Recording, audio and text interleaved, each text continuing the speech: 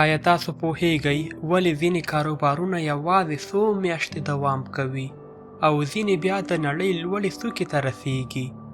ایلن ماسک وایي بریا د قسمت لوبه نه ده، بلکې د فکر، زحمت او ستر لید پایله ده. هغه 3 داسې رازونه شریک کړي که یې وپېژنئ ستا کاروبار به له عادي نه تر نړیوالې کچې پورته شي. لومړی، ایلن وایي په شروع کې د پیسو په ځای د کیفیت او د مشتریانو رضایت ته اهمیت ورکړه، ځکه که چیرې ستا مشتریان خوشحاله وي هغه ستا تر ټولو قوي اعلان کوونکي جوړیږي. پیسې خپله راځي، خو لومړی باید باور جوړ کړئ.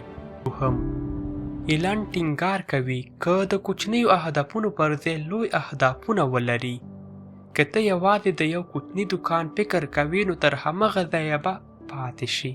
که ته د لوی لید سره مخ ته روان سې، حتی که پوره یې نه کړي بیا به هم ډېر څه ترلاسه کړي. او ماسک وایي نوښتګر اوسه، نوې لاره وپلټه تر څو د خلکو فکر ستا په لور راواوړي. یوازې هغه څوک بریالی کیږي چې د نورو نه بلکې بل ډول فکر کوي. په همدې فکر یې ټسلا او سپیس ایکس نړۍ ته وړاندې کړل چې نن یې هر څوک پرې حیران دي. نو ته د کومې خبرې سره موافق یې؟ د کیفیت اهمیت، د لویو اهدافو ټاکل، که د نوښتګر فکر؟ حتمي کامنټ وکړئ تر څو ستاسو نظر نور اشخاصو ته ورسیږي.